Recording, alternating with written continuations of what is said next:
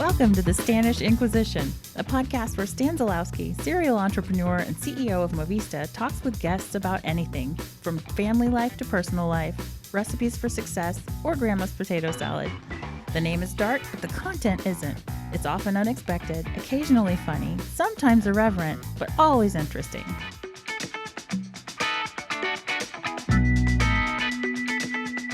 Thank you for joining us on this week's episode of the Stanish Inquisition, where we kick off Season 2 of our podcast.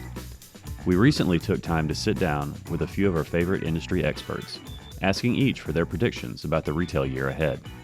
Stan asked each of our guests what's new, what's changing, and what's coming up for 2020. First up, Patrick Spear from GMDC shared some great insights about his organization's mission to help better the retail industry, as well as a few thoughts on what's changing in the space. So, Patrick, for the uninitiated, which is probably a lot of folks picking this up and taking a listen, tell us where you are today and what you're up to.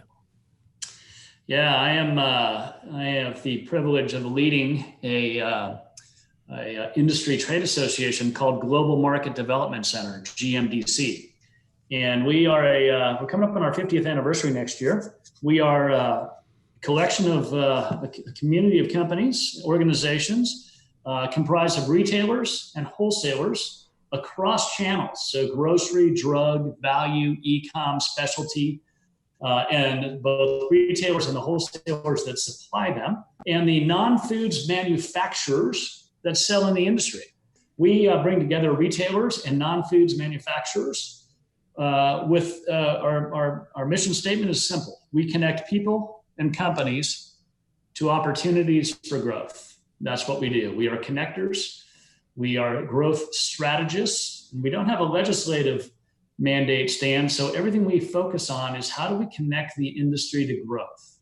What's going to happen? But what's coming? What's the thing we all need to make sure we got our head wrapped around and we're thinking about? And that can really take any form you want. You can talk tech. You can talk practicality. You can talk changes in the marketplace, but where do you sort of focus your mind when you start thinking about how to win out in the future? First, I would say the old rules don't apply. I know that's trite and it's seemingly obvious, but it's really true. And because the old rules don't apply as to what partnerships look like, how we transact, how we buy, how we sell, the old rules don't apply. And so we have to think differently about the conversations we engage in, what we think about partnerships and who we partner with. We've got to be more open-minded because the partnerships that are going to matter moving forward are the ones that are uncommon.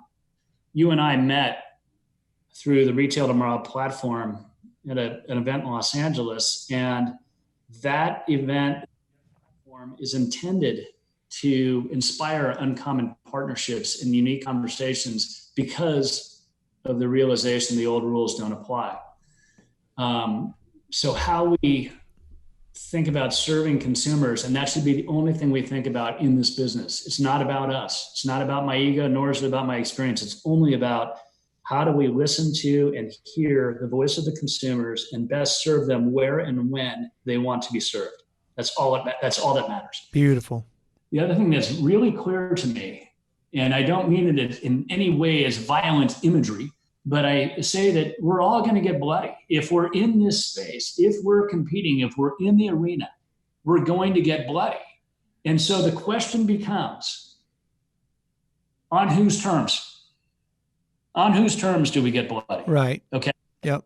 So I would prefer, as the leader of this organization, as a person and as the staff leader of our team that inspires our members, that tries to create member value, I would rather us get bloody on our terms. I would rather have us fall and scrape our proverbial chin because we were trying something, okay? We were leaning in, we were going after it, and we fell, okay? I'd rather do that than be sitting around saying, gosh, what do we do now? And somebody comes up and punches me in the face. Okay, I want to get bloody on my terms. Oh, man. Next, Stan spoke with Trey Holder from Retail Tomorrow, a division of GMDC.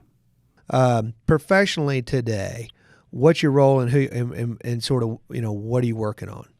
Yeah, absolutely. Well, I do several different things out there in the space, primarily focused on retail, disruption, innovation. Do a lot of consulting for startup organizations and helping them navigate, how to work with retailers, how to work with big brands, both on the technology and the CPG side.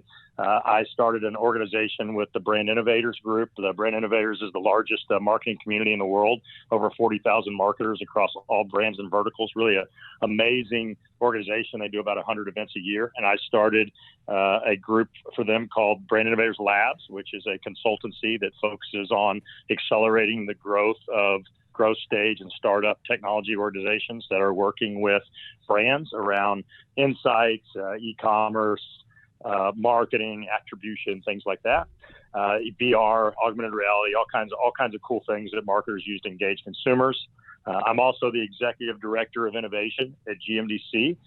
Started an organization or initiative with them called Retail Tomorrow. So I run that aspect of GMDC, and we do immersions all over the country, executive immersions, VIP immersions. In fact, I know you've been to one, Stan. You were a great add to our addition to our one in Los Angeles, and we do headquarter events and do other things where you customize the content specific to what the organization's needs are. And then I actually own a recruiting firm with a bunch of former Navy SEALs that focuses on placing special operations forces, individuals, and organizations, typically in operations, VP or sales roles. And then still work with my former colleagues from a distribution perspective at A&C, helping them diversify and continue to innovate as they move forward as a distribution company. So outside of that, I've got 3 kids that I raised with my wife. What's next, Trey? Like in the world, in our space where we live, what's next? Yeah, it's when we talk about what Retail Tomorrow is, it's interesting. I mean, one of the things that we say is, and the reason we love the name so much is because there are things that you wake up that you think sound like they're 5 years away, and you wake up tomorrow morning and it's happening somewhere. It's happening in China. It's happening somewhere else in the world. And so, those things are happening, right now. But we can, all those things from, e-commerce. I think retailers are, trying to figure out how to bridge their bricks and mortar with their e-commerce. So how do you use e-commerce and marketing to drive people in store? And then when they're in store, how do you capture them to make sure that they purchase larger items when they leave the store, curbside, all of those things. Buy online, pick up in store, BOPUS. I think all of those things are happening. You're going to see a lot more automation from a distribution perspective. I think the distributors that are not focused on automation, are going to lose in the long run. They may, and it's hard for distributors, by the way, because distributors, I've been one, your margins are really low. It's very difficult, and sales are declining in lots of ways. So it's very difficult to make a CapEx investment into, automated infrastructure, but ultimately that's where the world is going to be in the long run.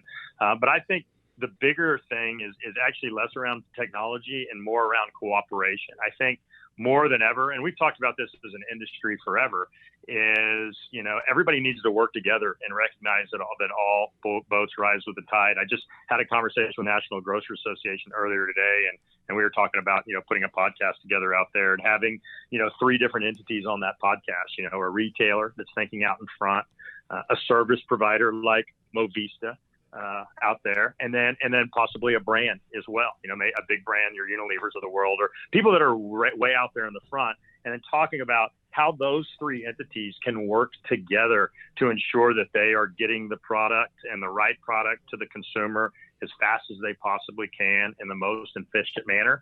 We live in a world today where the consumer finally has the power, right? I mean, there was a power shift. So ultimately, I think today, the consumer has the power. For the first time in the history, the consumer really has most of the power. 100 years ago, the retailer had the power. At one point, a distributor had the power. Brands had power. The retailer had power again. But today, the consumer really does have the majority of the power. They can make the decision to go into your store, or they can go right on their phone and buy whatever they want. They can check pricing.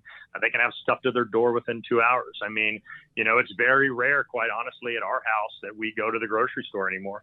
We'll order from the grocery store, but we pass it around the house. We pass the phone around the house, and everybody puts their order in, and then we vet it, and then it's at our house in 2 hours. We really only go to grocery stores now like a convenience store. We forgot to get milk, we better run into the store. Now, we still buy from the H-E-Bs of the world, the Krogers of the world or whatever, but we're doing it via delivery.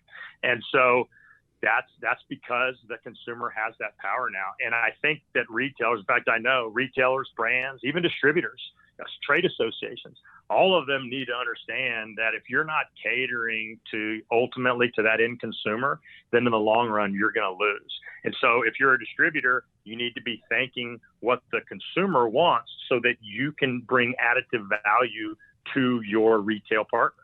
How can you, if you've been a distributor for a retailer forever, how can you augment their D2C? How can you augment their curbside pickup? What are the things that you can do to make that more efficient for them? So understanding where the consumer is, it's the old Gretzky, where the puck is going. I think the puck's already there. I think a lot of people are way behind. I think people are going to fail because of it. But I don't think it's going to change. I think the consumer is just going to get more and more powerful. I mean, I use this all the time. Everybody's a retailer now. I mean, my kids sell beads online. The lemonade stand is now online. You have influencers selling on Instagram through marketplaces now. So, everybody can be a brand and everybody can be a retailer. And if you don't adapt to that new way of thinking, you won't survive. And last, but certainly not least, here's what Sterling Hawkins from the Center for Advancing Retail Technology, or CART, had to say about what's coming in 2020 and beyond. Where's it all going? Sterling, where's it all going? What's next? I think where we are is okay. We've